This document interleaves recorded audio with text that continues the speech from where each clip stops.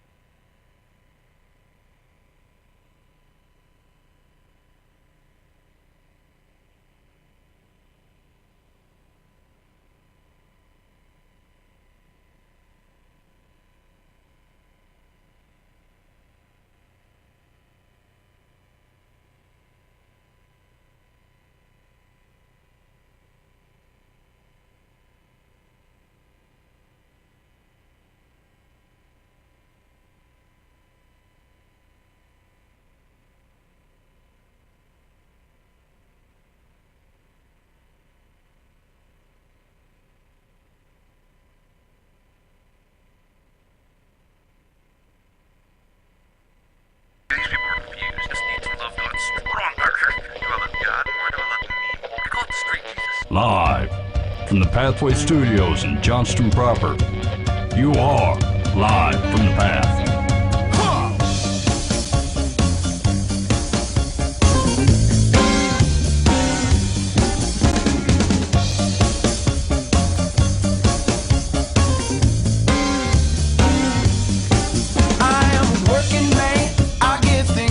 And you're listening to Live from the Path, coming to you from the Pathway Studios here in Johnston proper. It's good to see you here today. Actually, I can't see you. You're probably not even watching currently. That's kind of creepy. Yeah. I see what you're You doing. can see me, but I can't see you. I never thought of it that way. What a bunch of creepers we got watching this show. What? I was just talking about people being creepers. That's how you get the fan base. That's true. That's how it plays on the net. Yeah. That's how you get popular on the net. Creepers. Yeah. You got to call people out on who they are and what they're about. And then they're like, man, he knows me. Yeah. And then they'll listen religiously. It's because they're afraid of what else you might know. Yeah. He knows that I have that flamingo shower curtain. Yeah. You only tell them 10%. What's a manly shower curtain? Like if a single dude, what kind of curtain does he buy? Superman. I've seen it. Is it just a cheap one, or does he go for like a manly No, style? it's manly. I've seen it. It's got what's the plural of mooses?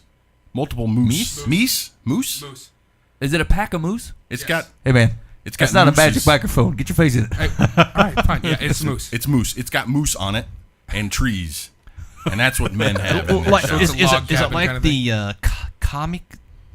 No, moose? it's like like- outline, It makes you feel like you're in a log cabin. like a real moose. Like a. like a Well, hairy no. moose? It's a silhouette of a moose. Silhouette. That's the word I was looking for. Those big words, I kind of have trouble with them.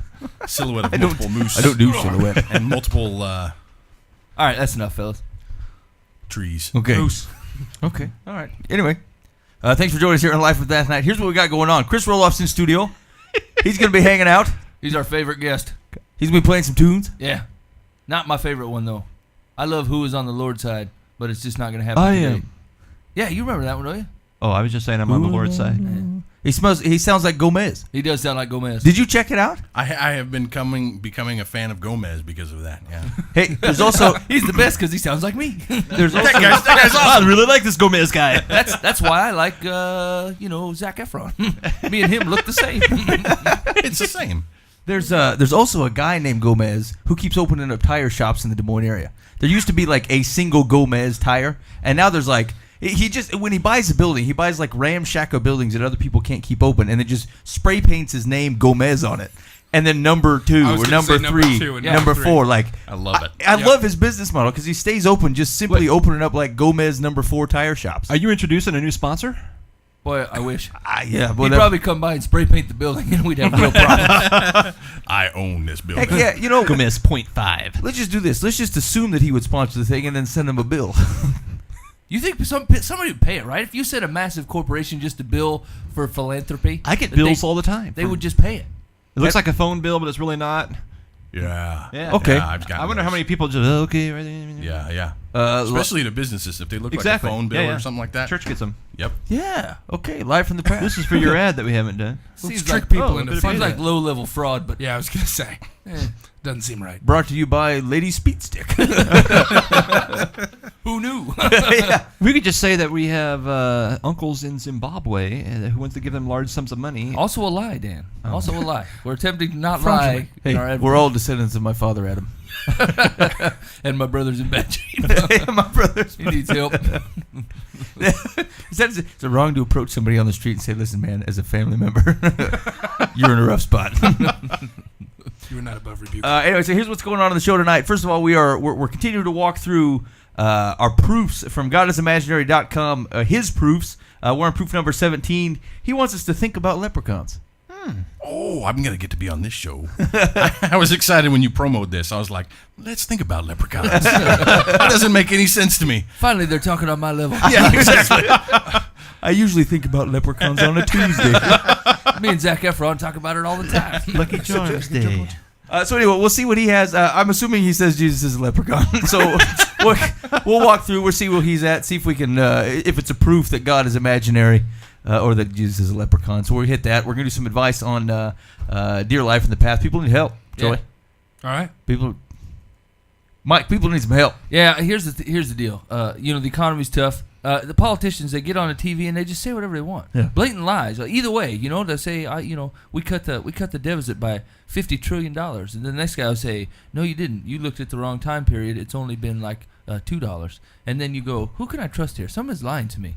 So I'll just write "Dear Life from the Path" and see if they can straighten this thing out. Hey, so I've pulled a politician before, and I recognize that I've done it. And here were the circumstances under which I did it. I was applying to buy a house, right? And they ask you how much money you have in the bank. And I waited to fill out the application until the first of the month.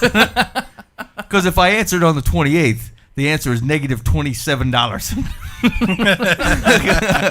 If I answer on the 2nd, there's like $1,000 plus. And that's a politician figure, right? Because that's a guy that goes, if you only look at it from this time period, we got big money. That's right. You guys manage your money. That's what kills me. We refinanced our house recently, and they want bank statements, right? And I'm like, we're just tailing off towards the, halfway through the year when my tax return has like sustained us at a normal living wage for a while, and so when they wanted they were like, we want the last 3 months worth of bank statements. I'm like, no problem, here you go. Well, then the refinance took like another month, and so just before it closed, they're like, we're gonna need another bank statement. I'm like, dang. Are you sure? Kibbles and bits, man. I didn't see that coming. They're gonna tell that I really like Come and Go and wonder about me. What's this guy do at Come and Go all the time? So they passed it anyway. I love those taquitos, man. They get me every time. They give money to anybody. You know what I'm saying? Like they tell you this about their predatory lending, and they've put a bunch of regulations in, but I don't qualify, and they gave me one, so I was pretty excited. I call it the Lord's blessing. Or a clerical error. Yeah, or an accounting problem. Either way. All right. So that's what we got coming up on the show. We got Rohloff, Leprechauns, advice, and we're gonna talk a little bit about David. Troy had a rough run-in with David this week. We're just gonna talk about. We're that not gonna talk right? about that preacher man at the DNC. All right, fine. It's got legs. Yeah, okay, all right. Also, there's a study out that talks about how often churchgoers do not read the Bible. And so we might hit on that if time allows. So that's our outline from the show. Is that gonna work for you, Dan? Yes. Okay, good. I'm glad. I like to pass my stuff through you. You look like a wise man. All right, here we go. Let's rock it right out with the proof. Proof number 17. This is from GodIsImaginary.com, and he says, think about leprechauns. Many believers will say it is impossible for you to prove that God, Allah, Ra, Vishnu, whatever, does not exist. There is no way to prove that something does not exist. This is a silly argument for the following reason. Imagine that we have a conversation one day and I say to you, I believe in Gerfenflockel. You cannot prove that Gerfenflockel does not exist, therefore it does exist. You can see that this is ridiculous. Just because I have invented something out of thin air does not mean that its non-existence is suddenly unprovable.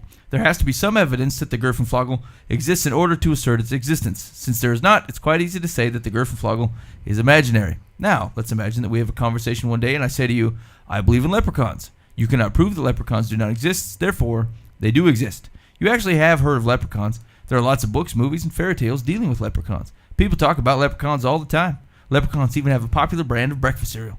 But that does not mean that leprechauns exist. There is no physical evidence for the existence of leprechauns, not a single bit. Therefore, it is obvious to any normal person that leprechauns are imaginary. If you think about it, you will realize that there is no difference between God and leprechauns. Lots of people talk about God as though he exists, but there is no actual evidence for God's existence. For example, God has never left any physical evidence of his existence on earth.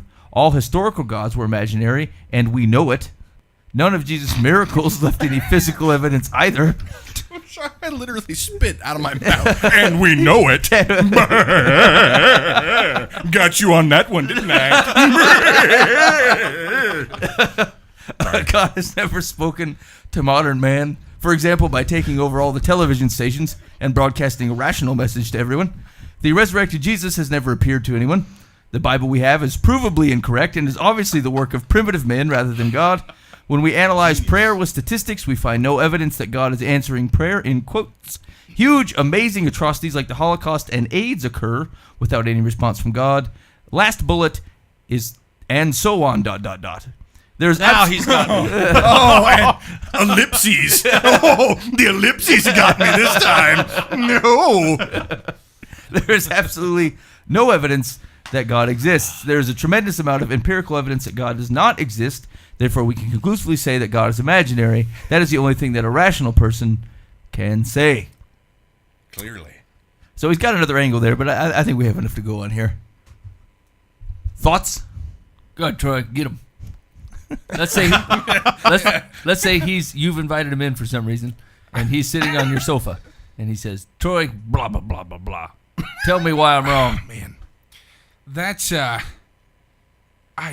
kind of soaking that in on what that all was. That was kind of an interesting argument. That It was intense. just because you can't prove something means that it doesn't exist, and there's no evidence for God's existence and all this different stuff. When I completely disagree with that, because you can look at so many different things that is based upon science and all these different things that there's no way that it couldn't have happened from intelligent design. And scientists have so many arguments against the intelligent design and how things work. And I mean, I could go into a couple things just from specifics that I can go off of just when it comes to science, because I love that kind of stuff, and I study that kind of stuff, and I study astronomy, and I study molecular biology when it comes to the existence of intelligent design. That's weird. And nobody knows astronomy like the dragon. Like, I'm assuming that your name is the dragon. I'm now the I'm dragon. going to refer to you as that going forward. Well, I mean, yeah, there's things that couldn't have happened. Evolution can be completely disproved because of certain animals that exist in today's day and age that couldn't have existed because of evolution. It had to be immediate, and adaptation takes too long. So when we say God has never left any physical evidence of his existence on Earth, you're saying that's not correct. I disagree entirely. Okay. Opposed to a dude. Yeah, A dude. You know what I'm saying? He's alive to write a website. Here's what he's done, right? He's basically said he's taken what he thinks God would do, right? Like he goes, if Jesus were real, he would wear a red T-shirt. I see nowhere in this text where it says that Christ wore a red T-shirt. So obviously this Jesus is false. You know what I'm saying? Like he attributes things to Christ and then says those didn't happen. So obviously Jesus is true. Like if he didn't take over the television airwaves, obviously a deity, that's the first place they would go, right? Like obviously we're mesmerized by television. I could draw everyone's attention by showing up in the sky or converting my son to a face, but instead what I decided to do is take over the TV and hope people are watching a particular channel. Right, and then there's the one guy who's stuck in the middle of nowhere and his TV is broken down, and Lord's like, I'm sorry, dude, get with the times. This is the medium. I broadcast through the airwaves now. you missed it. Internet radio, that's the future. That's the future. There it is. Internet radio, that's the way to It was fly. a pillar of fire for Pharaoh, and it's YouTube for you. Yeah, Rohloff, what do you think? I think leprechauns exist. I feel like we're gonna have to get rid of Rohloff. Well, no, his whole premise is that he's assumed and decided that leprechauns don't exist. How can he prove that leprechauns don't exist? He says there's no evidence. There's tons of evidence, and he told me all the evidence. People believe in them. Leprechauns have their own breakfast cereal. There's legends and stories about leprechauns. We have tons of evidence that show that I've seen them on leprechauns do TV. exist. You've seen them on TV. They've shown up on TV. They've been on cereal boxes. So how do we know leprechauns do not exist? I would argue that leprechauns do exist. It's a different way to go about it. Well, here's the problem though, that he can't argue back with that. So he's stuck. He's told me that my position doesn't exist. Yeah, that's right. It's based on the premise that you automatically think leprechauns existing is ridiculous. Right. And so then he just tacks the Jesus story onto that and goes, well, I mean, you agreed one is ridiculous. Can't you agree both are But Ben, ridiculous? he said most rational people would agree that leprechauns do not exist. No, that's true. All historical gods were imaginary, and we know it. And we know it. And we're on the other side of that. Well, I believe all historical gods were probably real, just not true gods. They were a spiritual being of some sorts, but not certainly the God in heaven. Troy, what are your thoughts on that? I don't know. I've never heard it put that way before. And Really? I know nothing of it, so I don't think I should comment on it. Hold on, Troy. Now think about this. If you can get a group of people to turn their back on God and worship you, what spiritual presence does that sound like? It doesn't sound like the God in heaven to me. Right, so it's the opposite. That's what I would say. It's a leprechaun. It's a leprechaun. It's a leprechaun. There you go. He don't even know. uses proofs, and his data is incorrect. I mean, as a matter of fact, Jesus did appear to people resurrected, and it was documented. We talked about that last week. He keeps bringing the same stuff out and Yeah, we're only on 17. Like, I wonder where he's going with the rest. He's got 50. Well, maybe you guys will get a kick out of this. I thought about this. Guys like this and atheists a lot of times, it's just this idea of, hey, God, you need to do this for me. And if you don't, well, I'm not going to believe in you then. How do you like that? Like, that's kind of all he's got. Basically, God isn't doing what he wants, and so he's going to threaten, I'm not going to believe in you. That's his big thing he's always talking about prayer, like we should all be able to pray this one thing, and if it happens, then God is God. If it doesn't happen, the thing that I want, then God is not God. Just make that guitar levitate. See? False God. Well, and we had a guy do that to Mac and me on the radio. No, he said if God's real, then he should have him whisper in your ear what the numbers in my pocket are. That's just dumb. I mean, if would you then worship a God who just simply resorts to parlor tricks? Do another trick. Yeah. What else can I do for you? Let me do a dance. He's just looking over at Jesus going, is he buying it? Is he buying it? Please believe in me. Oh, please. And here's the sad part is that God's up in heaven and looking down and going, man, you need help. Like, I love you. You really need me. You really need me more than you think. Like, that's got to be really sad to see 1-year-old. It's like having 1-year-old kids look up at you and just be like, prove to me that you're my father. Like, by what? What do you want me to do? Apart from everything else that I've done for you, raised you, gave you money, hugged you, read stories to you every night, and then you turn to be 20 and you're like, prove to me you're my dad. I'm like, what else can I do?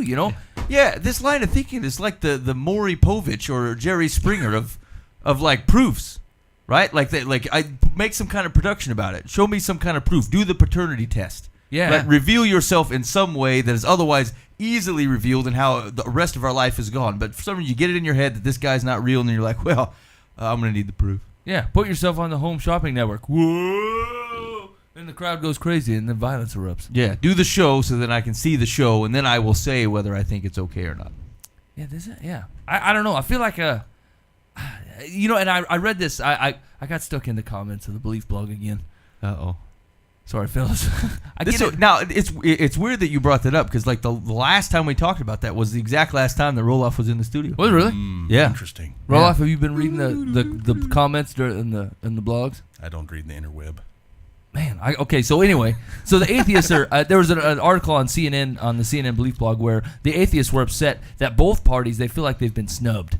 They feel like they've been snubbed out of the convention process. All 6 of them? Yeah, because they claim they were really happy because the Democratic platform had taken God out of a lot of their official stance, and then they put it back in, So the atheists, the websites just went wild for like 24 hours. They were like a victory, and then they took it back out and they go, oh man, they totally kowtailed to the Christian religion, and we feel like they just couldn't hold their own, And here was the most disappointing part, right? So the atheist is the talk is exploding on the commentaries, and then here comes Johnny Christian in there. He's gonna say something, straighten them all out, and he goes, you know what I feel like? I don't feel like it's too much just to have God's name in these things, because he's done so much for us. He just wants us to say his name during the day. That's all he really wants. I'm like, what? This is it? This is the guy that had to talk? You know what I'm saying? I couldn't get somebody in there that Jesus is Lord, and, is not interested in you just verbalizing his name every once in a while. I'm like, man, we've got to do, maybe I should really be in these Belief blog comments. I feel like I should police them. Yeah, like Jesus is sitting next, he's on the right hand of the Father going, hey, Dad, you think we're going to make the political document this year? I don't know, son. Things are looking tough. I want to make sure we're on the platform. We're down to the footnotes. Yeah. The landscape's looking a little rough this year. I don't know. It was very disappointing. I thought, is this, because the problem is like the people who don't currently believe in a God, like, that's the perspective they're getting. They're trying to fight the same irrational behavior with like the same irrational talk back. You know what I'm saying? The same person that banks on, as soon as they say, look, the Bible's not true, your personal experiences, there's no way that's true, and there's no way that the science can prove that it wasn't evolutionary. What are you going to even talk to them about? You know what I'm saying? It might be shake the dust time. You know what I'm saying? Shake the dust off your feet, move to the next town, because that guy's not currently open to the Holy Spirit. Don't throw your, what is it? What's the line? Don't throw pearls your before swine. Pearls before swine, right? Like, why? God says, look, find the people that are interested in me and talk to them. You sitting there battling out till you're blue in the face gives them nothing but ammo, and then it really just wastes your time. That's demanding that God show up in a party platform that otherwise is not God-based, and frankly, I'll throw that on both sides, is the same as like vandalizing your name on someone's bathroom and saying, well, they love me. Yeah. They said my name earlier. followed by some selective words. Bummer. It's a Jesus is not on the ticket. Either side, he's not on the ticket. Beyond that, I don't think he's all that concerned whether he shows up in the book that's approved by the platform. The question is like, are you enacting things? Is your life look like someone who loves Jesus or does it not? Like, that is the question. We spent we're fighting people over irrelevant inches, just stupid irrelevant. Oh hey, we got that back in the book. Because you were irritating enough, to get it in there. Yeah, I mean, because it didn't look right. Because votes were going to be lost, or it offended X amount of people, and they did the study. They thought, okay, if we do this, we're going to lose this amount. If we do this, we're going to lose this amount. Whichever one costs us more. The question is like, who on the side of this thing looks at it and goes, hey, we won that one. Heck yeah. You know what I'm saying? Like what a shallow victory. If you want to stand on something, stand on something where like you've been able to talk to someone about Jesus, you saw a life change, or you saw some inroads in someone who believed something that was false. Right. Not, hey, look, we fought really hard, we got a bunch of signs, and we got a couple of SUVs, and we showed up at this joint, and now they wrote God back in that book, and then hallelujah. Yeah. Well, I mean, and one of the other articles I actually happened to catch today was the increased. This will be off topic a little bit, but the increased use of like the illegal sex trade during these conventions, right? Like, and so both parties are holding giant conventions, and both of those cities saw an increase in like a giant uptake of like sex industry workers flying in to help facilitate the convention. And you're fighting for God's name back into the platform? Are you kidding me? You're a terrible example. A terrible example. That's. They had a couple organizations that were talking about it, and it had been the most disgusting 30 seconds that I've ever read. The stuff that they're running into, and like these are the leaders of our country, and maybe they're not the politicians themselves, but like the champions of the party, the guys who are attending the conference, constituents or not, like if they're bringing enough people to help facilitate an illegal sex trade, that's disgusting. Like, that's seriously disgusting, and we're fighting to make sure that they put God back on that piece of paper. I mean, I think we're missing the point. You know what I'm saying? Especially as Christ followers, and especially the people who are supposed to be listening to Christ's example, I think we're missing the point. I really think we are. There's a lot better things that we can do with our time, mostly introducing to people to Christ that they don't even know. They just want it on the ticket because it looks good, and it can grab old granny who only listens to one speech a year and is willing to vote with whoever says God more. I don't know. It's sad. It's just sad. So what's our final response to God is imaginary man? I think God's still real, as far as I know. He hasn't convinced me a bit. No. Yeah, I think he's getting a little lazy. I mean, he's 17 in, he's getting a little lazy. He's basically rehashing the same arguments he had, and bullet points that are like the all historical gods were imaginary, and we know it. Like, that's obviously not a proof of anything. No, it's just like everybody knows. Well, but that kind of goes back to the point of maybe that I was failing to make with the leprechaun thing. The only reason why we know anything that we know is because it was passed on. Yeah. This is history. This is information that was passed on to us. How do we know that God's real? Well, we look. There's a church, and there's been a church for 2,000 years. There's an old joke, and I don't know who told it. But why am I a Christian? Why do I follow the God of Abraham, Isaac, and Jacob? Well, because there's no Hittites in New York. And that's a strange joke. That's kind of funny. But the concept there is God is faithful to his people. He's faithful to the Church of Jesus Christ, and he's faithful to the Jews. He always has been faithful to the nation of Israel. And that's an evidence and a proof of God. And we know that God exists because of the historical tradition that's been passed on, and it hasn't been perfect, and it's been corrupt at times and all that, but it's been passed on. So the same idea, how do we know that leprechauns do exist or they don't exist, is because someone's told you that. I go back to my daughter who's in Texas right now. She flew on Texas, but we were at McDonald's and we got one of those juice boxes, and it's a Minute Maid juice box, and there's Ronald McDonald on there. And I told my daughter, I said, "Hey, Kate, what's on that juice box?" And she goes, "Oh, that's just a clown, Daddy."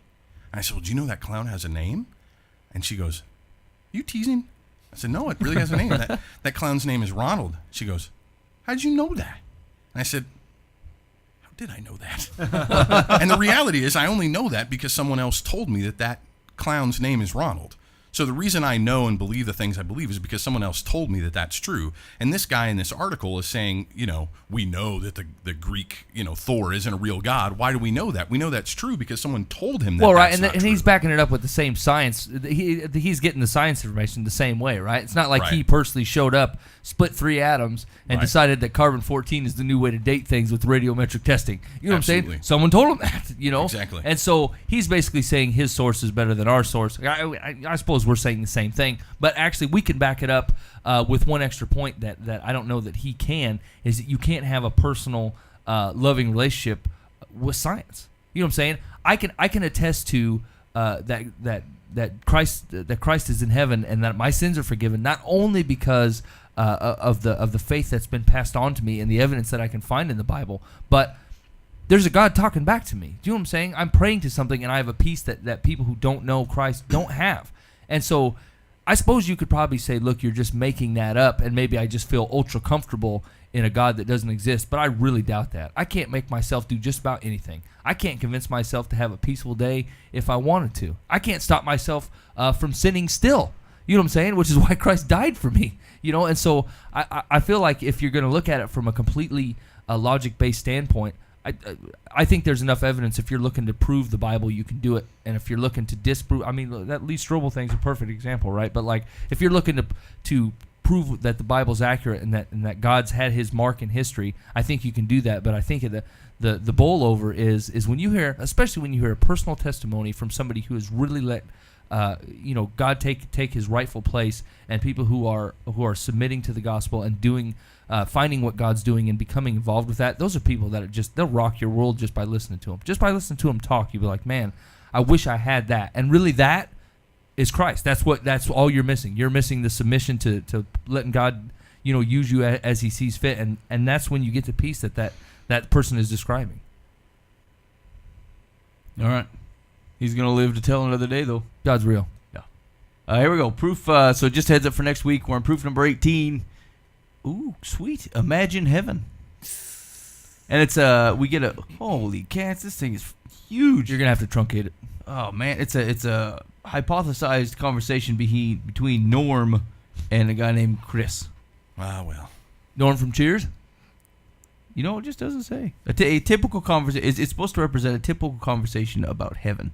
Oh, hold on. Which one's the snooty version of himself? The guy that throws in atheistic type language. Okay, hold on. Check this out. I'm going to give you the first 3 lines so you can tell where this is going. Okay, Chris. Jesus transcends death and promises eternal life to all who believe in Him. Lift up your heart to the Lord Jesus Christ, and He will give you eternal life. Norm. How will He do that? Chris. Have you ever read the book called Left Behind? Left Behind. There you go. That's what's coming. Okay, this is going to be solid. All right, so next, proof number 18, we're talking about Imagine Heaven. God 17, atheistic man needs Jesus. Still. 17 weeks running. All right. You're listening to Live from the Path. Hey, you can catch us during the week at livefromthepath.org. If you want to catch archives of the full show, go to youtube.com/thepathonline or hit our other YouTube channel, which contains select scenes from Not our necessarily shows. the best of the best. Just what you was have easiest. 2 YouTube channels? Yeah, we do. Oh, this is distracting. We do that. That's one too many. The one. When you're really good, you can't put them all in one. No. Oh, yeah. We can't be scrunched into one. One cannot contain us. That is correct. The Much second like one. the Trinity. Just something to think about. One can. Our YouTube representation is much like the Holy Trinity. Here's how it goes. Not exactly like There's it, a but parallel there, in I'm some sure. in some aspects. And we are not imaginary, therefore God is not imaginary. More so because I just don't understand it. I just can't make sense of it. But the Clips channel, if you just want to get bits and pieces, say I can't take the whole show, fellas. It's like a meatloaf. I just don't serve me the whole thing. I'll just take a little at a time. And so you want to check that out, you can go to youtube.com/Live from the Path. That's going to be the Clips channel. I tell you what, let's hit this David thing while Rohloff gets prepared to bust out a tune. Oh, Okay. sure. All right, so Troy, hit me with it. All right, so I was reading in 2 Samuel this week, read 1 Samuel last week, and obviously getting a little bit about David here. Man after God's own heart, all this good stuff. He comes as a shepherd boy, becomes the Lord's anointed, after Saul falls out of favor of the Lord. And interesting enough, so I'm reading all about that, and I'm reading everything about David and his triumphs over different armies and all of his campaigns for Saul and all this different stuff. And I'm thinking that David is this really cool dude, like awesome guy. God quoted saying, "Man after my own heart." That's crazy. That's awesome. That's what we want to be. And then I start reading in 2 Samuel where he hits a little bit of a divot, we could say, where he's doing his thing, bathing or walking on the roof of the castle or whatever, the palace, and he's looking out and he sees, I cannot remember the name specifically, Bathsheba, and her bathing, and he stares and tries to figure out who she is, and then has her called to his palace and lies with her and gets her pregnant, and he lies with her. That's what it says. Nicely put. And you don't mean fibbing either. I don't mean fibbing. Let's tell a story, Bathsheba. One that's not exactly true. The Life in the Path YouTube is like the Trinity. Spread it around. So I'm, and then it sends. I can't remember the husband's name. Someone who's much more like Uriah or something. Uriah, yes, Uriah, absolutely. Yeah. And sends him to the front of or brings him back and tries to get him to lie with his wife because she's pregnant with little David. Fibbing. Yeah, she's pregnant with little David, which is Solomon, I believe. But maybe I might be wrong on that. Whatever. It is Solomon. Okay. So It's beauty. Yeah, exactly. So that happens. Then he brings back Uriah, brings him back into the city and tries to get him to lie with his wife so that he gets her pregnant so that David doesn't have to worry about not taking the fall for that, all this different stuff.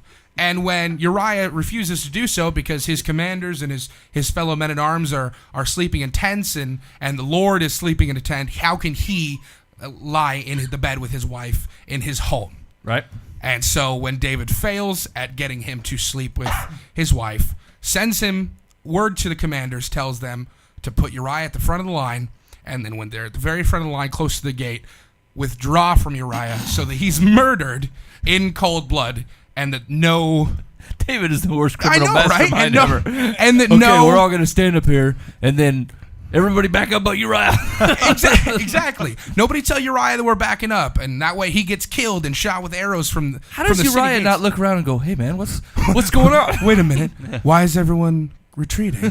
Why am I still advancing? And he goes, I'm on the Lord's side. Who's with me? I was appalled. Cowards, all of you. I was absolutely appalled because you should be. I'm just now reading this, and my whole entire life not having read the story of David and understood it entirely, going from shepherd boy, defeating Goliath, running the campaigns for Saul, becoming the Lord's anointed, running all of Israel and Judah for like 48 years, and then does this with Bathsheba and kills Uriah. That usually doesn't make the tip sheet.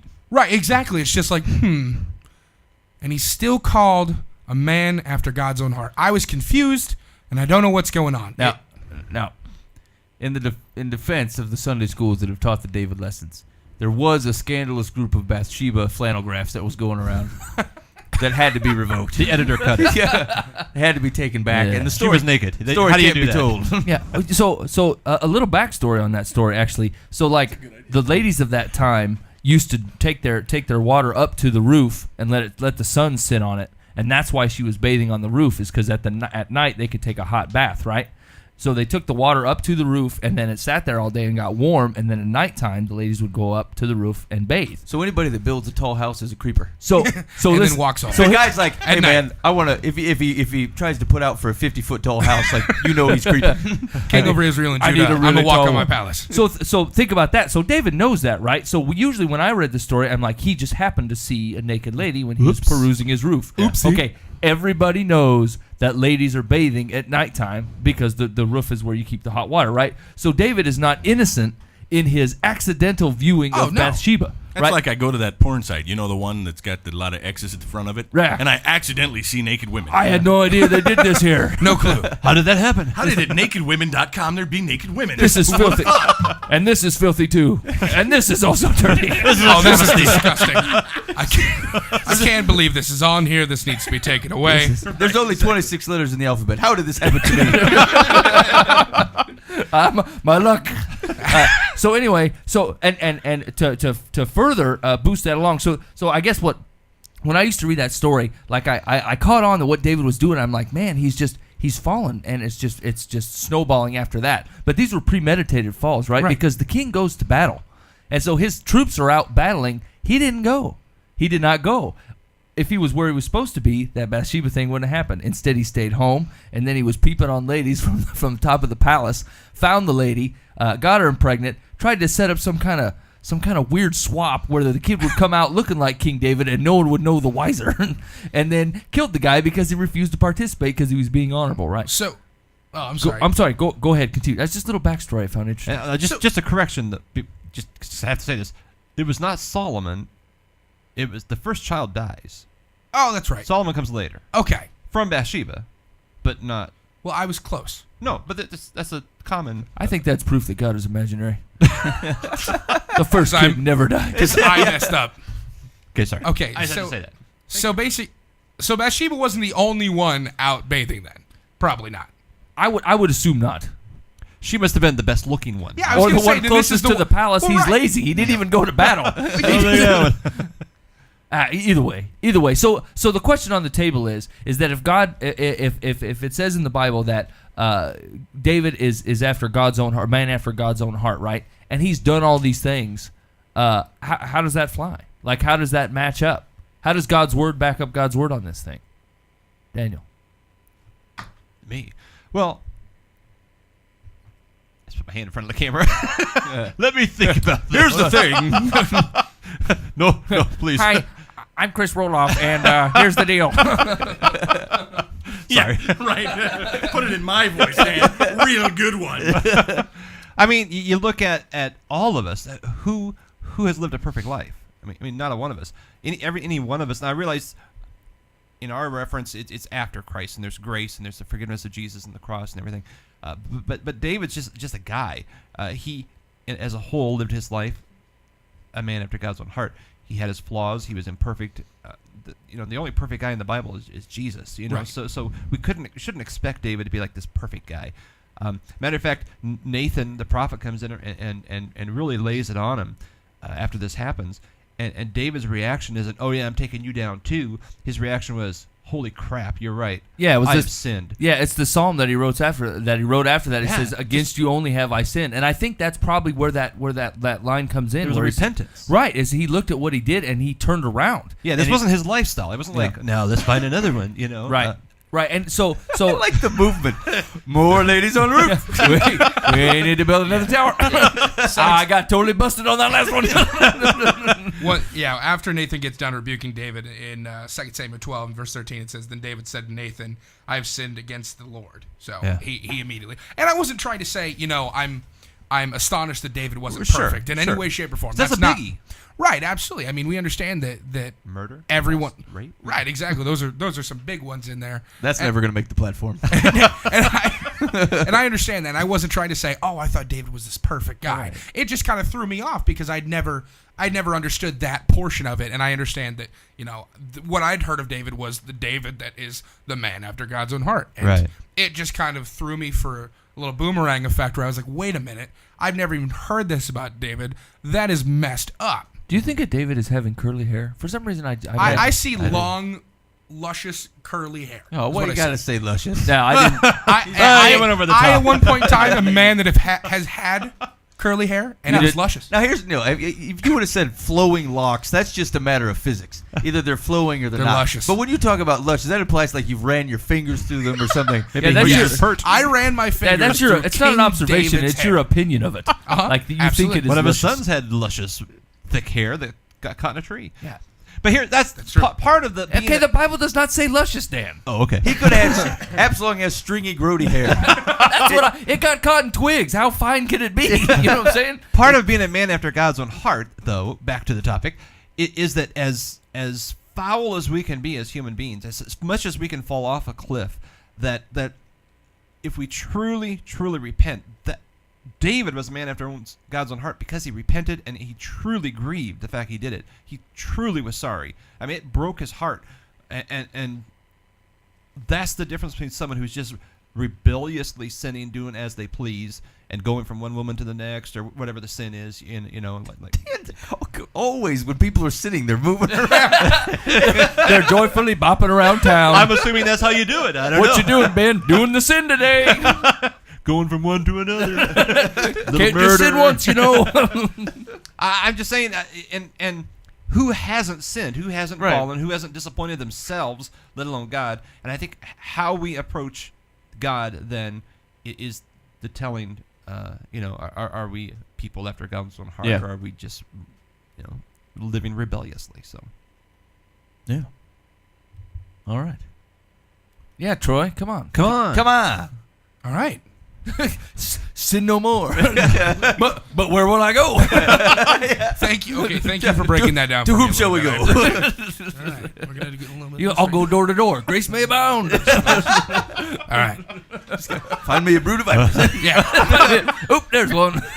Just to Mike's point in the NIV, it says nothing but luscious hair. Raka. I looked that up too. It's the new Jimmy John. It just said his head gets caught in the oak tree. That's why I stopped using the NIV. Hey, they don't know luscious hair when they see it. I need the message. Okay, this is a quick side question. You guys might know this, right? But like the Bible's translated in English, right? But why does every once in a while do they break back to the original? Like when Jesus talks, most of the time they've put it in English for me, right? But then they'll go to raka and what is it? Opsalum Eloi. Oxkane. Yeah. Eloi. Why do they go back to the original just like in those certain points? Is it just not translated at all? Well, on the cross, that's kind of dramatic, isn't it? I'm being played for effect? Yeah, I feel like you know. can't take dramatic license with the Lord's word. Or there are times they do that because the people working on the translation can't agree how to translate the word, so they just we'll just transliterate it. Baptism. It could be this. Angel. I shouldn't have asked. I'm sorry, Dan. They just use the Greek. I think that's a fair answer. Yeah, there was fighting in the room, and they thought, that's honestly it. That's honestly Raka, let it stay. No one knows what it means. We don't either. Sanhedrin made it through. It Seriously. either means punch them in the face with a fork or stub their toe. Skin the cat. It can't be skin the cat. Where It did you can't. get those 9 tails? That's not funny. That's Troy. That's not funny. Just because I said it when we have to laugh. That reveals a terrible thing about your character. You are listening live from the path on live from the path. .org. Attempt to get this train back on the rails. We're inviting a musical / intellectual guest, Chris Rohloff. Hey, now Rohloff kind of has luscious locks. I would agree. Do you condition or do you shampoo and condition at once? What do you say, Dan? That was luscious. I shampoo. You use Pert? Oh, sorry. You're a professional radio man, Rohloff. Well, in nice radio studios, the mics pick up from a distance. Yeah, we don't have one of those. So anyway, no, I shampoo and conditioner separately. I tried that one. Out it again. I got regrow hair shampoo from somebody, and it tingles. It tingles funny. I don't know if it works or not. Hey, it's supposed to do that. Doesn't the commercial says it's supposed to? It's the supposed guy to goes, tingle. it Hey, tingles. do you know that spray on hair that they use is actually mascara in a bottle? No doubt. Yeah, I talked to the lady. She says that spray on hair stuff that they spray on and comb, it's actually just mascara. It's except in a spray bottle. So you could make your own hair grow stuff out of a spray bottle if you want at home by taking your lady's mascara and putting some compressed air in there. And wait, and then it just washes out? Yeah, Insta hair. People hairspraying it. I think that's funny that they put mascara on their face and they comb it and then hairspray like it's gonna keep it from moving. It's a paste. You know what I'm saying? It's not going anywhere. That explains the running. You ever like the drip? You ever seen the drip? Oh yeah. That explains the drip. I always wondered why, if someone gets wet and their hair Well, what starts you running. think? You think it was actual hair in a bottle? No, I didn't. No, Like those monkeys? How do they do that? Activates the Liquid follicles. water monkeys. I don't have that problem, Mike, so I don't think about it very often, you see. I have what they call David hair. I was gonna say we see why one man is not wearing a hat and one man is wearing a hat. So. I need the tingly. Rohloff, you're gonna play a tune for us though. Yeah, what do you got? This is it is another hymn redone. So this is old text to a new tune. I'm gonna go on a limb here and I'm gonna call for 2 in a row. Okay. Okay. This is Chris Rohloff. You're listening to Live from the Path.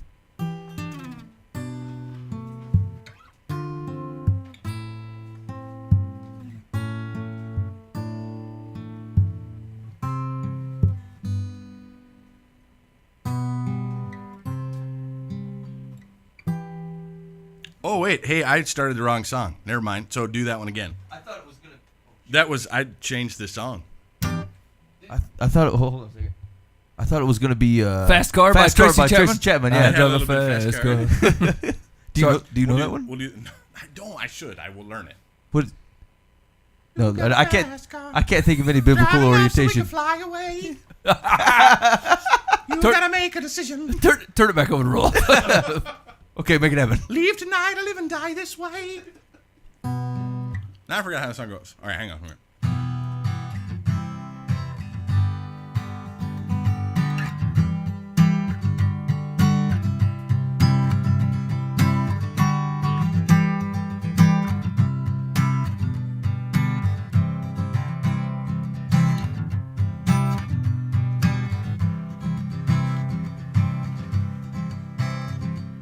Christ for the world we sing, the world to Christ we bring, with a loving zeal, the poor and them that mourn, the faint and overborne, the sin sick and sorrow worn, in Christ doth heal, in Christ doth heal. Christ for the world we sing, the world to Christ we bring, with fervent prayer, the wayward and the lost, by restless passions tossed, are redeemed at countless cost, from dark despair, from dark despair. Christ for the world we sing, the world to Christ we bring, with one accord, with us the work to share, with us reproach to dare, with the cross to bear. Christ our Lord, with Christ our Lord. Christ for the world we sing, the world to Christ we bring, with a joyful song, newborn souls whose days reclaimed by error's ways, inspired with hope and praise, to Christ belong, to Christ belong.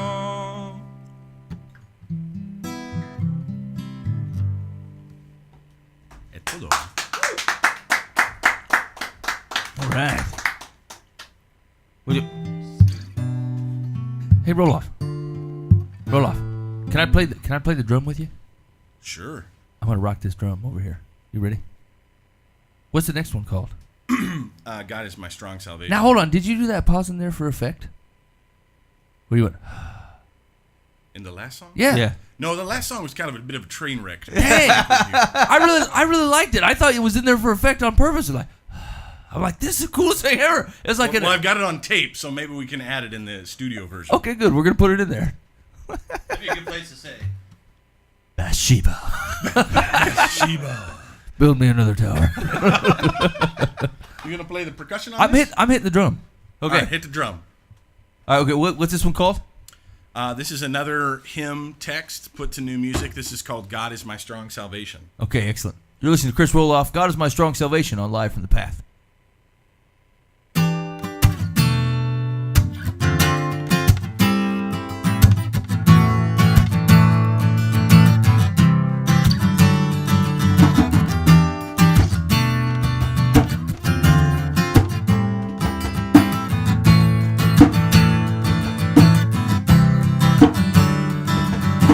God is my strong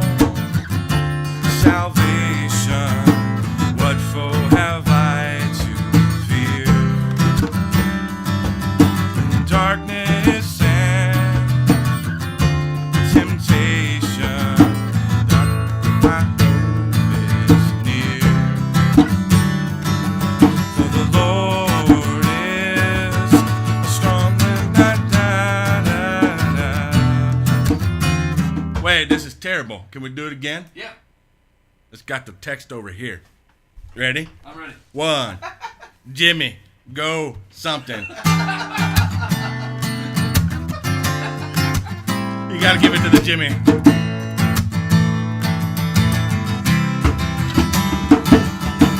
God is my strong salvation. What foe have I to fear? Darkness and temptation, light my help is near. For the Lord is my light and my salvation.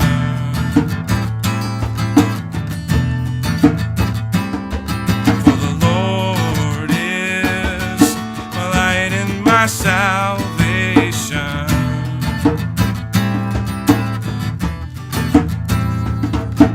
The darkness and... Well, that's a train wreck. I was grooving too much. I need to know the words better, don't I? We're gonna freeform it. Yeah, ready? Just keep going. Okay. Now we need new lyrics. Who's gonna sing the new lyrics? Okay, Mike's got it. Ready? 1, Bathsheba. 2, Bathsheba. I built a tower to look at the ladies on the roof. Bathsheba.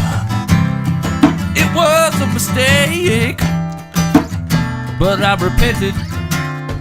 Now things are better. They're much better. I bought some hair in a can, but it really was mascara and it fell off when I ran. That's life. Bathsheba. Uriah. That's life. It's the best show we've ever done. Delicious. We're gonna call it. Okay, we're done, Rohloff. Bathsheba. Best show ever. That was awesome. Best show ever. Remind me never to do that again. That was awesome. You listen to Life in the Path. Here's the deal. Yeah, hit me. People need help, Mike. They do. My iPod died though. All right. Dear Life in the Path, I have taught English at the junior and senior high school level for 19 years. As I grow older, I find it more and more difficult to be a good disciplinarian, and I'm afraid that I'm shortchanging my students. I no longer have the motivation to be a good teacher. I would go back to school to do something else, even though I'm 45, but my husband has recently been placed on disability. Any suggestions for how the old gray teacher can evolve into something else? I have tried employment agencies in the area where I live, but they have not been much help. The worst teacher in Louisiana. Wow. Ooh. Boy, I'd almost like her to stay, actually, based on her humble attitude. Yeah. Like, I appreciate that she even cares, you know? What are your thoughts, Dan? You're old. Does that mean I'm excluded from I didn't see that coming. Go ahead, Dan. Thank you very much. So tell me, okay, so she just feels outdated and is not relating, basically. Yeah, she says it's difficult to be a good disciplinarian, and she thinks she's shortchanging her students. I think the school ties her hands. She can't be a good disciplinarian. Maybe she needs to take some extra classes and just kind of refresh and get her. Maybe she needs a break even. You know, sometimes the best thing. What? So that's a lot of celebration going on over We're there. friends, Dan. I know you don't know what that looks like. I've read books. How to win friends and influence people. That's right. How to make friends for dummies. So she just needs to revitalize herself a little bit, reinvent herself, take some classes, do something different, get out. How old of a gal was she? 45. No, That's not old. No. Oh, the gray. Yeah, she's over. I think she's putting herself in the coffin a little too early. Worst teacher in Louisiana, refers to herself as the old gray teacher. She's only 45 years old. Plenty of life to live. Some people get gray when they're like 20. Some people live up into the 50s now. That's true. I did hear that happening. There's a guy in Texas or whatever had that happen to him. It's them vitamins, I tell you. People taking them vitamins, living forever. It's got to be artificial vitamins. Just need a vitamin B12 and some witch hazel. I'll be alive for years. Made by the laboratory, not Jesus, definitely. Jesus doesn't make anything with the word witch in it. All right. So I think broadly we're just saying don't give up on yourself. Yeah. Find something to revitalize. Yeah. Okay. Ask some of the younger teachers if you think that you're doing something different because you've been in it so long and you've been doing it for so long, and maybe you should ask some of the people who have recently gone through schooling and gotten some of the new stuff from brand new teachings in college. It may have been 20 years since she's been in college. There may be some of her teachers in the area who have been in college. fail. That's the worst advice. Not necessarily. Teachers work together all the time. I don't know why they wouldn't be able to work together. You know what? Collaboration. There's nothing more that I'd like to hear less of than the newfangled way they've come to regurgitate the same crap to me in a more politically efficient manner. It's terrible. It's terrible. Have you seen the new math? This is not. It's like the third generation new math. It is impossible to know. Here's what I guarantee. In 10 years, when my kid goes through public school, they're just going to get my calculator and call it a day. They're not even going to know how to do anything. I don't know. I thought about that. I thought about just handing the calculator over and saying, "Look, man. I mean, why pretend? The calculator can do it for you. How else do you know whether there's a price error at the Walmart? The computer will tell you. Yeah, it does its checkout. Yeah, but what if it doesn't? The smiley face Guys, turns frowny. Oh, I was in high This school must be an error. 3 years ago. That's not how I was taught They math. He came said up that's with, what would happen. I think it's going to happen. You think that Unless you're a prognosticator of the future. Just agree that you're not. Yeah, I was gonna say I'm not gonna pretend like I am because I'm not quite sure. I honestly don't see it going into the process like what you're saying. I can understand. I mean, there's plenty of schools still going on that aren't just handing people calculators. I said it's going to be 10 years from now, Troy. You disagree What- with me yeah. 10 years from now? What are you basing your timeline on? Why are you saying in 10 years it's only going to be Yeah, calculators? why not 11 years or 9? It's Get about- him, No, Troy. Why is it going to happen in the first place? What's going to be so different then? Because it starts to lose its point after a while. I guarantee you that 85% of the people that I work with do not do math at all in their head. They do everything on the calculator. And because, frankly, it's just going to be that easy. Most of the modern workforce is sitting in front of a computer most of the day. So the odds of you having to calculate anything by hand is extremely low. And that's based on schooling.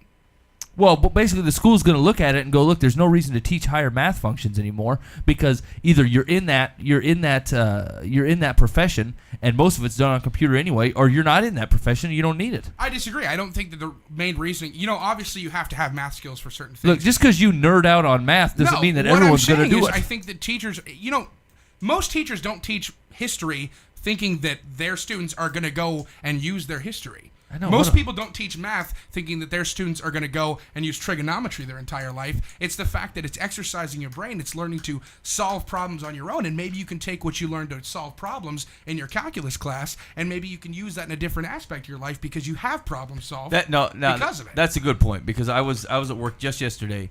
And someone asked me, their grandma was coming in on a train from Chicago. If my grandma's leaving a train going from Chicago, and they want to know 87 miles when to per leave, hour, and I said, you know what? I got this. let me pull out What you need is a line graph. Oh no, I know there's a schedule online, but I'm gonna work this thing out. I'm staring at a parallelogram, and I really need to know the area and, by chance, maybe the diameter of this circle. Is there any way you can help me out? I feel like my souffle is a rhombus. How do I cut it? Is this a triangle? I or want not? 7.5 people to have the same pieces. Okay, so to go along with that fact, I took a class in high school that was called Math for Technicians. It had nothing to do with technicians. It was just using your head. And through having to use my head, not use a calculator, I didn't learn so much just about that's how I use math. I learned problem solving through that, and I was able to get quickness with using my head where I don't need a calculator. I feel like problem solving can be found a lot of other places besides math. I think that you're just completely generalizing on everyone's just going to be using technology. I don't think that it's just because... Yeah, you're right. The internet's really flopped in the last 10 years. No, I'm not saying that at all. I'm just saying that maybe the whole reason why they're teaching math isn't because they expect their students to use calculus. Maybe it's they're trying to teach lessons that they can put forth in every bit of their life. That's true, because I was at work just the other day, and somebody's grandma was coming from a train from Chicago, and then their grandpa was leaving Los Angeles at 8:05. You might be right. I don't know. It's heading that way. Agree to disagree. Here we go. Dear Life and Path, would you please settle a dispute in my family? I'm a stay-at-home wife and mother of 2 boys. I do everyone's dirty laundry. When someone leaves something in the pockets of clothes like wallets, papers, etc., who do you think should be responsible for removing said articles? The person placing the clothes in the hamper or the person doing the wash? My wife says doing the wash. If there's an extra 3 bones in my pocket when it hits the hamper, that is her territory, and the money is hers. What if she doesn't want the money? She just wants you to be respectful. Yeah, and not right. leave crap in your pants. That's not what. Well, it depends. If there's a pin and 10 gun wrappers, then maybe she'd be upset. But if it's cash, I think that's the way it works. If it's garbage, it needs to be out of the pants. If it's money, it can stay in until it gets to the hammer. If you're getting the garbage out, why not just get the cash? I don't know. I'm lazy both That ways. makes no Let me sense. ask you this: Does it just come with the laundry duty? No. I think you should always check. Yeah, I think you should take your Just personal because someone belongings could and everything forget, you've put but in then your you keep pants it. out. Yeah. If someone's negligent and they don't take it out, that's their fault. Especially if you have a receipt in your pocket from that time that you got on top of a tower. www Tower. I remember It's a big arguing this mistake. point. Towerladies.com. These are mistakes, you know. Roof watchers. Yeah, I'd say here's a. I think if it's if it's cash, I'd almost just leave it in there because your lady's doing laundry. You know what I'm saying? Why don't you leave some bucks in there? Give her a chance to go out and do something. Actually, so you could do something cute, like try to I don't know, leave her a love note in there, but she could mistake it for another. That's a mistake Just too. grabs Who it, is throws this it away. Becky?